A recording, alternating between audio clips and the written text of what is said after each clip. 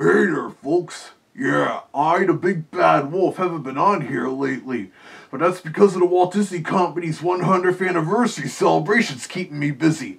Heck, you might have seen me in that new Once Upon a Studio animated short, appearing alongside all those other characters from Disney's different movies and shorts. What a reunion! But now I am here, remaking another older video to celebrate another milestone and taking advantage of my rejuvenated looks and my better audio-visual equipment, reviewing a certain Disney book and audio read-along to celebrate a certain little furry movie turning 50 years old today.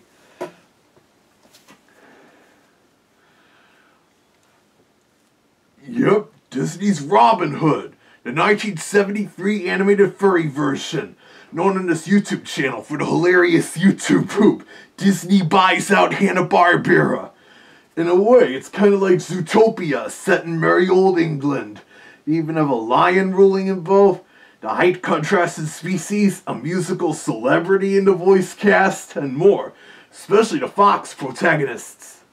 Ah, Robin Hood, one of the greatest toon foxes out there, besides Nick Wilde, and of course me, Sam Valentino, private toon detective.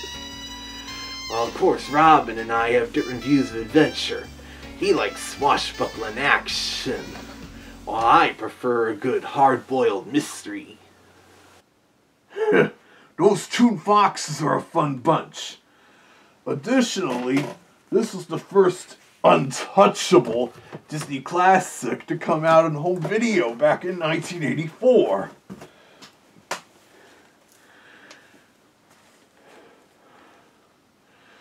Yeah, I know, this is a later printing, but it proves my point. In addition to kicking off the Walt Disney Classics collection, I'm pretty sure this video release also had a part to play in shaping the furry fandom back in the 1980s. Good detective work, Big B Wolf. I, too, have speculated that the film's home video debut in 1984 helped get the furry fandom really started, now that we could watch it at home whenever we wanted.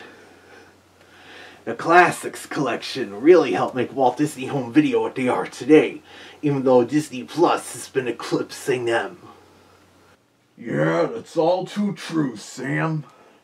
But besides that, this read-along adaptation is the 1977 reissue, with a full voice cast, background music, and sound effects, as you can see by the back. And what a coincidence! The back cover of these late 70s and early 80s Disney read-alongs featured Robin Hood as well, but the earlier 1973 edition for some reason, which did have the word-for-word story narration and favorite songs to sing, but no dramatic character dialogue, authentic sound effects, or musical backgrounds. And as if that weren't enough, this read-along does not have any of the actual voices from the film, and the impersonators are mostly not very good. Disney lay records with some of his cast of decent sound-alikes, but not in this case. It sounds almost more like something Peter Pan Records would have done, or some other label like Kid Stuff. Though to be fair, this is where a bunch of great voice actors got their start with Disney, such as Corey Burton, Patricia Paris, Tress MacNeille, Tony Pope, and others. But enough of this yakking. Let's see the pictures, hear the record, and read the book.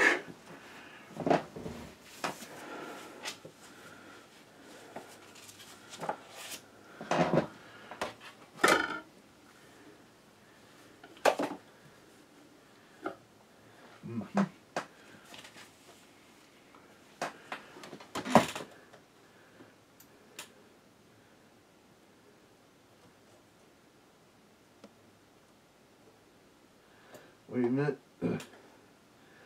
There.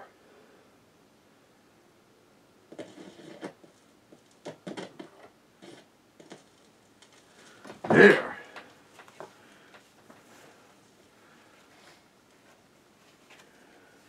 This is the story of Robin Hood. It's like Bob Holtz narrating. You will know it is time to turn the page when you hear the chimes ring like this. Of course, that's the same. Let's begin now. Long ago, England was ruled by the wicked, greedy Prince John. He ordered the sheriff of Nottingham to tax the people so heavily that some were forced to become outlaws. Two of the most famous outlaws were Robin Hood and Little John, who would steal the tax money from the sheriff and give it back to the poor.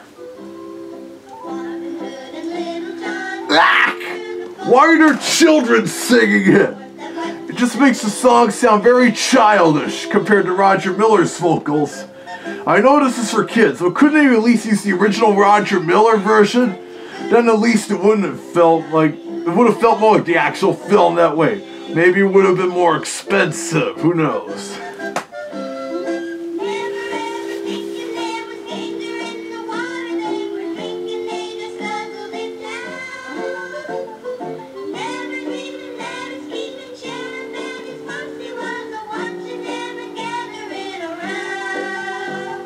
My old friend, the Sheriff of Nottingham, a fellow villainous wolf.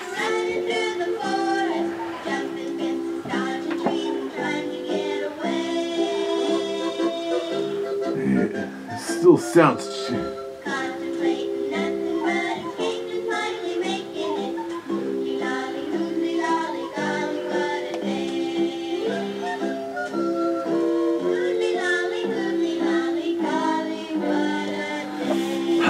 There.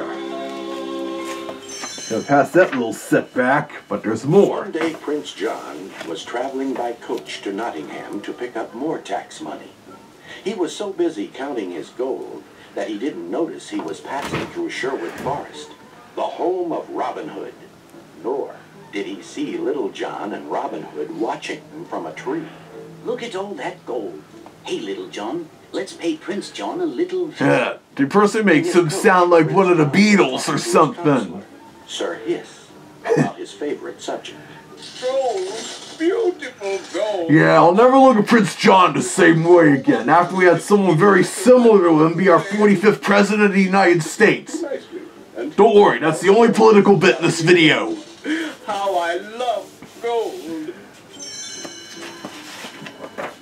Robin Hood and Little John were standing by the roadside disguised as Lady Fortune Teller when the coach passed by. Care to have your fortune told, your majesty? Yeah, Robin Hood's voice actor Brian Bedford was known for playing drag roles, which is probably why they had Robin Hood dressed in drag as a female fortune teller for this. Rings off his fingers, and Little John helped himself to the prince's gold. Prince John never even knew he had been robbed until Robin and Little John had escaped. Meanwhile, the Sheriff of Nottingham was busy collecting taxes. I must have more taxes. Hand over that gold coin. That sounds nothing like Pat Buttram. Knowing that Mrs. Bunny had given her son Skippy for his birthday. The sheriff had no heart. Robin Hood didn't think little Skippy should go without presents on his birthday. Here, Skippy, take my bow and arrow. And here's my hat. It's a little big, but you'll grow into it. Yeah, Don Bluth animated that scene in the film. The first time Skippy tried the bow, And a bit his of arrow this. flew over Prince John's castle wall. On the other side, Skippy saw Maid Marian and Lady Cluck. Even though Marian was related to Prince John, But how? Marion's a vixen, Prince John's a lion. they had been childhood sweethearts. Aww. One day, Robin's friend... Surprised Utopia didn't have any romantic moments. News. Prince John is having an archery tournament Ugh. tomorrow. His voice is You're cracking. the best archer in all of England. I'd like to go, Friar Tuck, but if I do, I'm sure to be captured. Maid Marian will have a kiss for the winner. Ooda lolly, what are we waiting for? The next day, two strangers appeared at the tournament, a stork and a duke. Nobody will recognize us in these disguises. Said Robin Hood. Yeah. The tournament, Robin Hood is quite the fellow master of disguise alongside me. Soon the stork and the sheriff were the only ones left in the contest.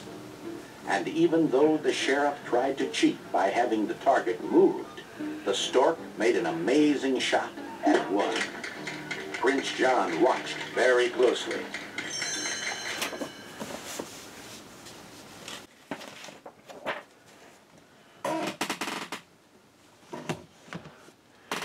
Yeah, side 1 ends at that point, and of course there isn't any reminder to turn the record over, as these late 70s read-alongs were mastered for use on both vinyl and cassette. In fact, after Disney stopped producing vinyl read-along editions after 1986, the Robin Hood read-along continued to stay in print, even into the late 90s. Though the cover artwork was updated a couple of times, the rest stayed the same, including using this 1977 recording with the substitute voice actors and the children singing. Still sort of an unusual place to end side 1. I would have ended it after the tournament fight, right here. Yeah, as crazy and Hanna-Barbera-ish it was, it'd be a slightly better type of ending to that side of the disc. In fact, to add to the craziness of that YouTube poop, I'm going to play a song or one of the alternate takes of that scene that was uploaded. Check it out. The Cattanooga Cats' only album they ever released. Zach Wolf lent me his copy for this video. And it wasn't cheap, but it's well worth it. It's in good shape, too. Let me cue up the appropriate song.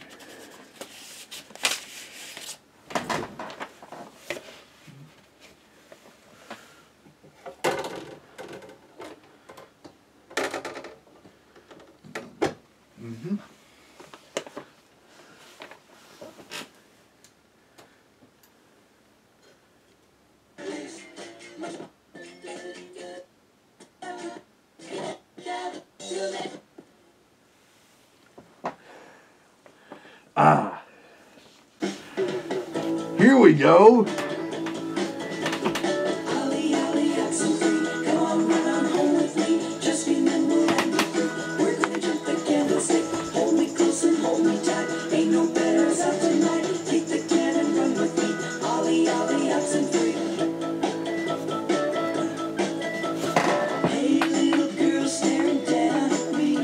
Sounds a lot better than those children singing, doesn't it?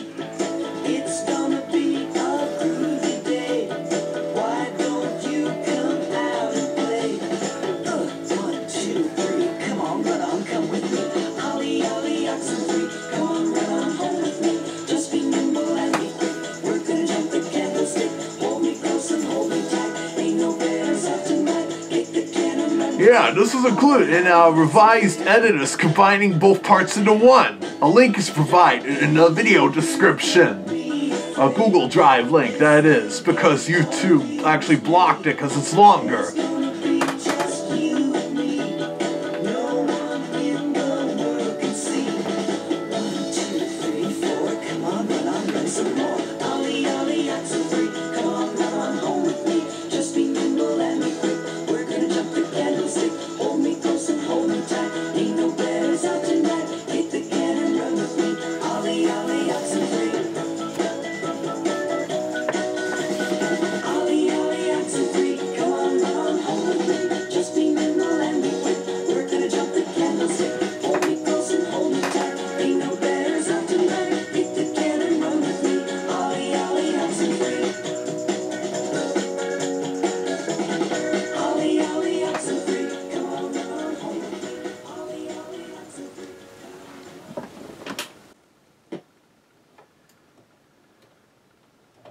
Yeah, pretty cool, huh?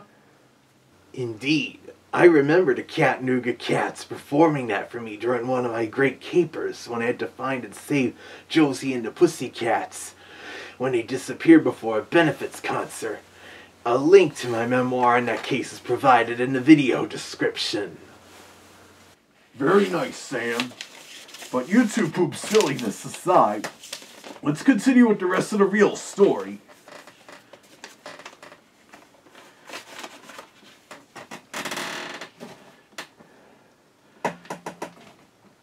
And as a heads up,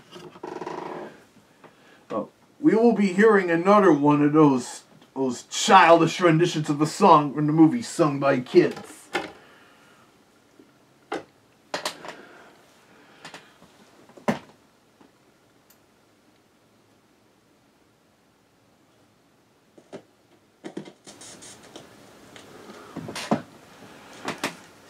When Robin came to claim his prize, Prince John was ready. And unmasked him, too. I name you. As if he were a Scooby-Doo culprit. Seize him. I sentence you to sudden, instant, and even immediate death. It looked like the end for Robin Hood. But suddenly Little John grabbed Prince John. Let my friend go, or else. It sounds nothing like Phil Harris. Robin was free. A big fight began. Robin Hood and Little John fought Yep. the guards bravely. Swords clashed, and arrows flew. Along with the cartoon antics I pointed out in YouTube. But Robin climbed a pole, grabbed a rope, and swung down to her rescue. Then he and his friends escaped into the woods. Safely back in Sherwood Forest, Robin and his band celebrated. Little John sang a song making fun of Prince John. It was so funny that soon all of Nottingham was singing it. All the world will sing out in English. Can you believe that? At least he incorporated it into the story, as quite a few of the late 70s read-alongs did at this point. Like the Three Little Pigs 1978 read-along edition did. King Richard leads the great crusade he's on. We'll all have to slave away for good for I'm surprised in the story Prince John didn't do his trademark mommy bit.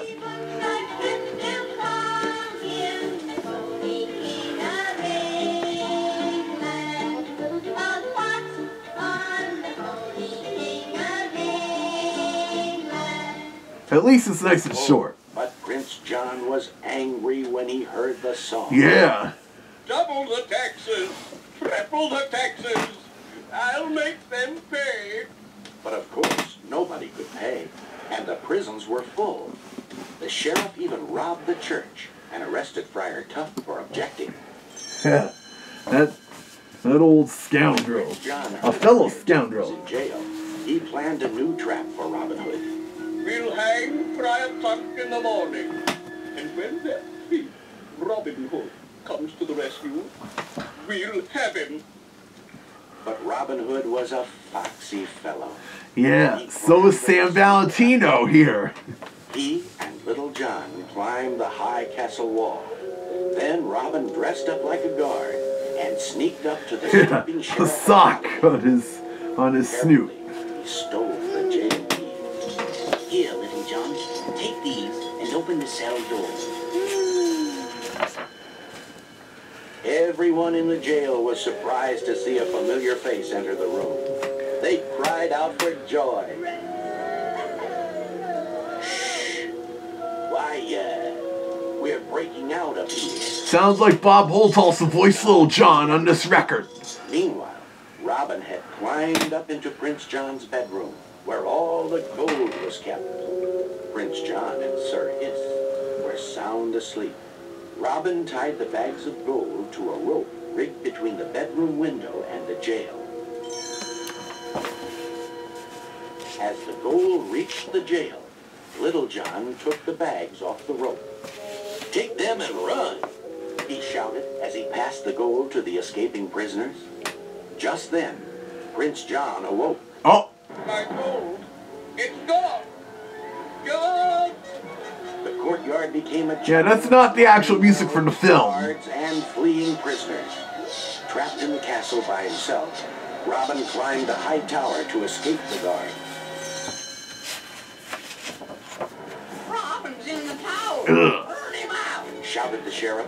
That sounds nothing like him Diving still. After him. Shoot him. He's in the boat.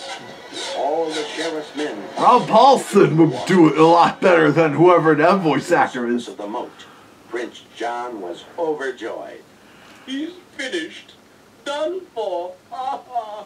You'll never say Even Little die. John thought Robin had drowned. Poor Now Robin. this illustration in here came from a Golden Book adaptation of the story. It wasn't in the original 1973 read-along book. I'm all right. I've been breathing through this reed. You can tell by the slight shift in illustration Soon after style. Robin's narrow escape, good King Richard came back from the Crusades to take his place on the throne of England. Happiness returned to the land. Robin Hood and Maid Marian were married, and all There's their some friends came to wish them well. Yep. Yes, that's the way it really happened in Sherwood Forest. With furries and cartoon antics. There. Those old hand crank gramophones are easier for us toons to handle because we were created during that time. But you sure can't play these little vinyl LPs on one of those gramophones without badly scratching it up or the sound being too fast.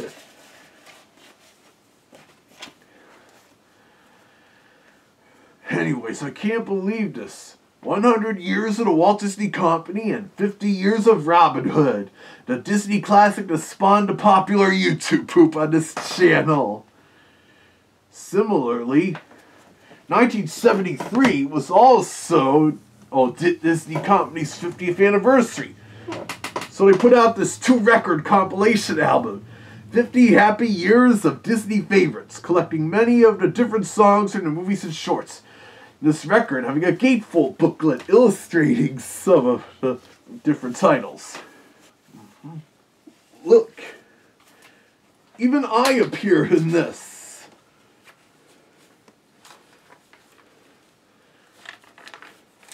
But as you can probably tell, in addition to using the same illustrations from that 1967 Three Little Pigs storyteller album I reviewed over 5 years ago, it also has that same bizarre 1958 re-recording of the cartoon soundtrack I've played for you on this channel so many times now, to the point where I was even synced to the Richard Scarry version of Three Little Pigs, including most recently for the cartoon's 90th anniversary 5.5 months ago. Another big Disney milestone mentioned on this channel, which is why I had this makeover. And well, Halloween and Fur Apocalypse have come and gone, and so is the channel creator's birthday, and Thanksgiving will be in a few weeks, followed by the Christmas rush. But in all of this, again, I wish this movie and that Foxy Outlaw a happy 50th anniversary, and keep watching this YouTube channel to see what all of us do for or whatever. Including another Disney YouTube poop that should be coming up for the holiday season.